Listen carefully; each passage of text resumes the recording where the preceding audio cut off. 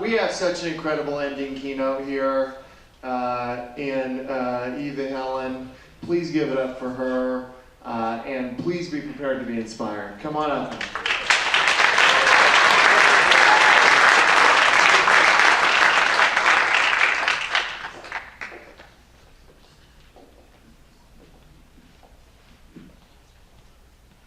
I decided to try something new this winter. I decided to get into ski racing.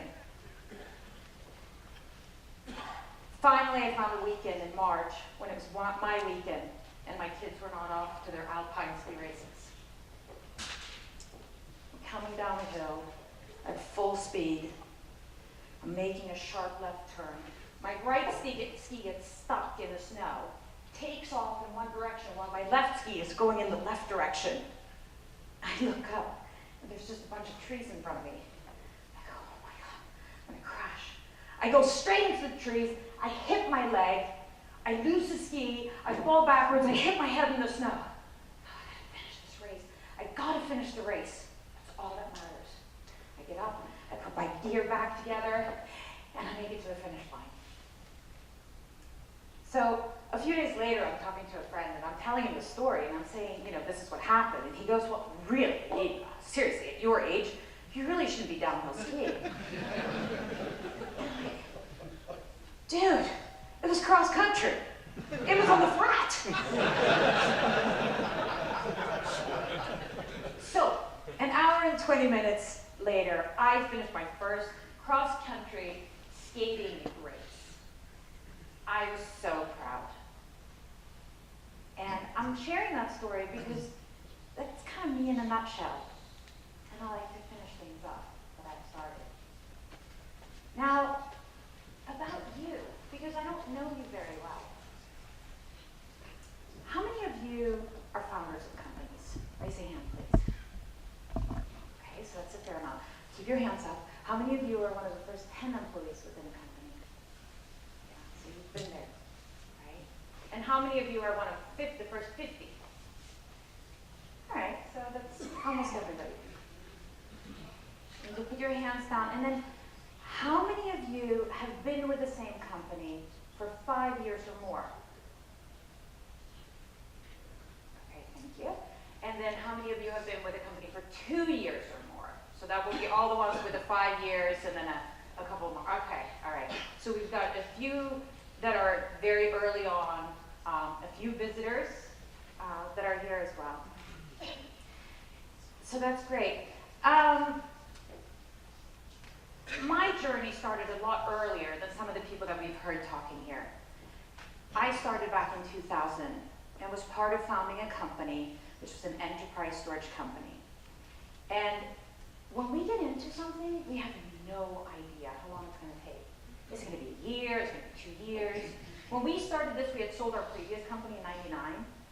And my co-founder said, well, this is going to be easy. We're going to just, build a file system and, as you do, right? And I said, well, how long is it going to take? And he goes, 2-3 years. I said, okay, I'm in. Well, it took 15. So you don't know when you're starting. You know you're starting a business, but you don't realize it's a lifestyle, it's a journey. Some people have talked about their spouses. Everybody needs to be involved. All of your friends, all your networks need to know what you're doing because you need that support as you're going into a business. Rather than starting from the beginning, because it's going to feel really, really long, I'm going to start at the end. So in 2015, we actually exited the company. We were acquired by Citrix, and it was a fantastic exit for us. When you reach success, you can start to look back at things, and you just start to put things in retrospect. It takes a little while for it to sink in, for you to actually understand what it is that you've accomplished and what you've done. It took me a long time, and a lot of thinking, and just retrospecting, and hiking, and skiing, and biking. This diagram I've put here because we were so excited and so proud of our first product. In 2000, when we incorporated, we got involved with Nortel and Motorola. And now I can see that a lot of you are trying to decrypt this thing, so I'm going to get rid of it. So we were working with them, and they said, well, we need to redesign the telco centers. And we said, fine, great, okay, what do you need? Oh, we need a clustered file system with support for 20 operating systems. Said and done, we went back, not me, but the technical team started designing the product and developing the product. And then, as some of you may remember, in 2001, the telco market crashed. So we came back to Texas and we're like, here's our product, it's ready to go. And they said, well, there is no telco market, it's basically gone. So what do you do then? You gotta stay light on your feet. You gotta make sure that you're flexible. You have to swallow your pride. You have to go back to your investors and you have to describe to them why you're changing direction. And that can feel really like it's just, you're so ambitious and you think that you know exactly where you're going and you're out to get something good done. And then all of a sudden, you're like, oh my God, that market doesn't exist anymore. So just stay light on your feet and be ready to change direction. We went back to the post-production broadcast industry because that's what we knew from our previous company, and they at the time needed this kind of product. In year 4, so 2004, I was forced, or maybe asked, or encouraged, or invited to leave the country. No, I had not done anything illegal, but I had an American son, and I was employing Americans, and I was paying my taxes, but I couldn't bring in my work visa anymore. I'm from Sweden. So I left my then 2-year-old and my now husband here in the States, and I moved to Europe. I didn't have the heart to separate them, they were too close. So we didn't know if it was going to be 2 months or longer. It took almost a year before I was able to come back. And I could have, that fetal position that we just heard about, I was in that a lot.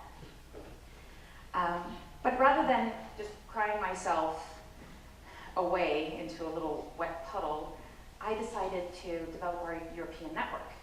So I built our European reseller channel, our partners and our distributors during that year. I was in a different country every week. And the key thing here is making new friends and making new connections is never a waste of time. Some of these relationships that I built during that year, I've been able to introduce Printer Logic to some of those people 15 years later because they've become lifetime friends. Some of them I did good business with, some of them I did very little business with. But regardless, building strong relationships outside of your normal circle of friends is an amazing opportunity. In 2006, my co-founder fell very ill. I had had my crash much earlier, so I had learned to read the symptoms, taking constant breaks, just like we were talking about. I call it maintenance and continuity. Making sure that I'm always taking care of myself so that I don't crash. In 2006, my co-founder got very ill, to a point where he couldn't work for almost a year. And I learned to ask for help. And for those who are women in the audience, you know, we don't like to ask for help. We think we can manage. We're strong enough, we're good enough, we can do it on our own. We don't need to ask for help. But I learned how to ask for help in 2006. And that to me was like all the doors open. It was amazing how many people were standing there saying, yes, how can I help you? And building a network of people around you, building a support system. And I'm not just talking about the office, you know, where you need good people around you, and you need people who are different than you are, and you need people who are challenging you and motivating you. But I'm also talking about support at home. If you're a woman and you're working, you need good support at home. Because when you know that your kids are in a good place and they're happy, you can focus on the task at hand. If you're not quite sure what they're up to, that's a lot harder. Now, some of you talked about 2008 previously. So 2008, The business was going fairly well. It actually was going really well, I want to say, considering where we had been. And we were growing steadily, we were hiring, we had lots of good partnerships. My co-founder spent a lot of time in Seattle working closely with Microsoft.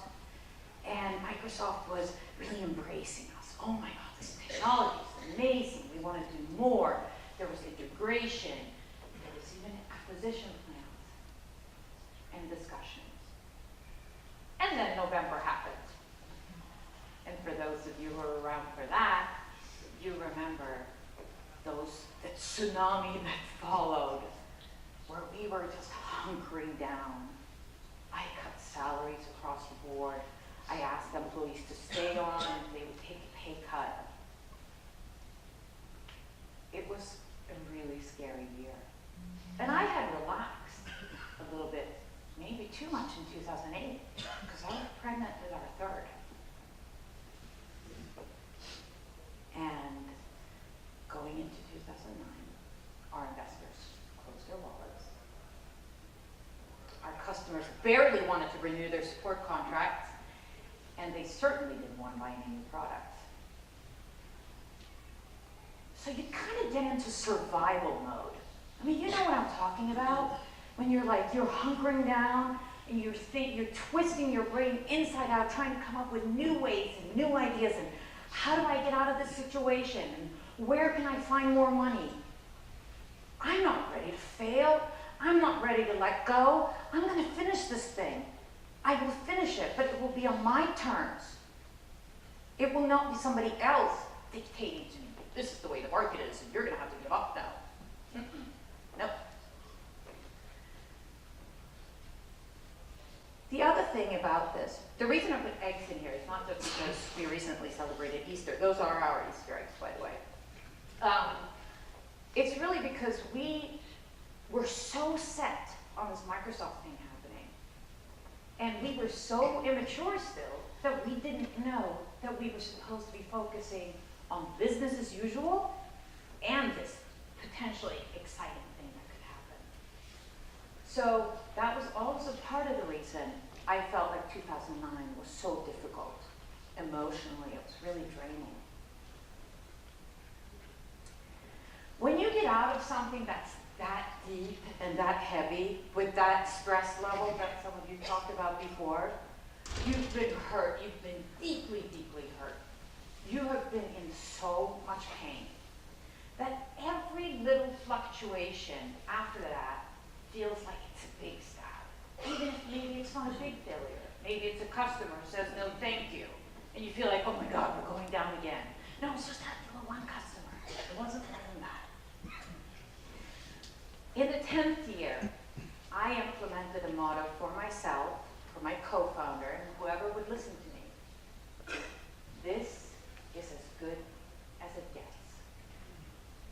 That didn't mean that we didn't continue to think about what could we do next, or how could we expand our business more, or grow further, and do more good. No, that meant that we took a pause and sat back and thought, you know what? It's not going to get any better than this. This is it. Look at us. We survived. We overcame this enormously difficult year. We didn't have to lay anybody off. Look at what we have. We have our health. We have each other. We've got loyal employees. We've got great customers. We're still growing.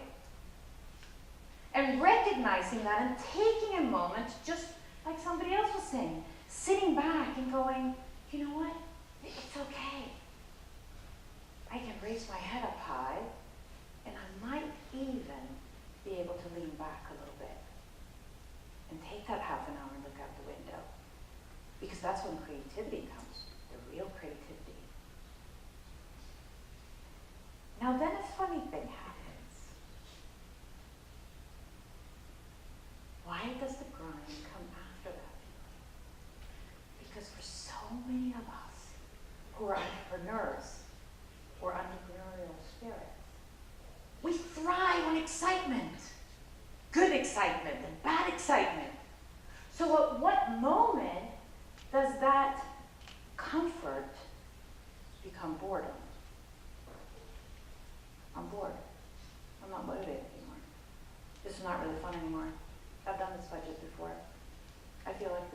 repeating history.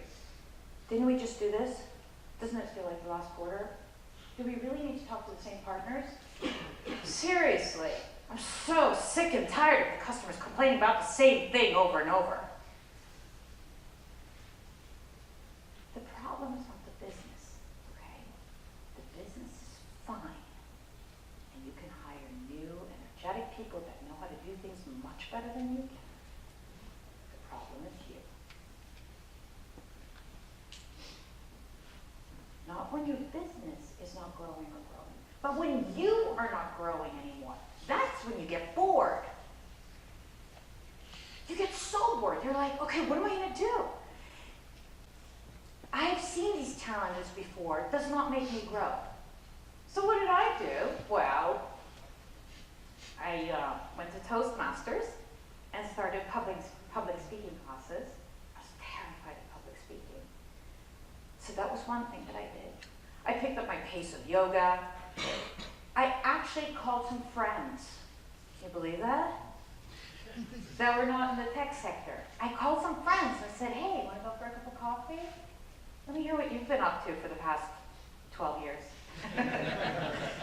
So there was a lot of catching up, and there was a lot of like figuring out, what do I do when I'm not like, you know, what did they say, the cheek to the asphalt or whatever the expression was? Like I said, I'm not American. So when you finally get a chance to look up, what can you do for yourself to grow as a person, which will then move you into the next phase of the company, which will all of a sudden make you think about stuff that you haven't thought about before. Oh, now that I have this new perspective, I see things totally differently. So the grind is not necessarily a bad thing. Use it to your advantage. Use the breathing room.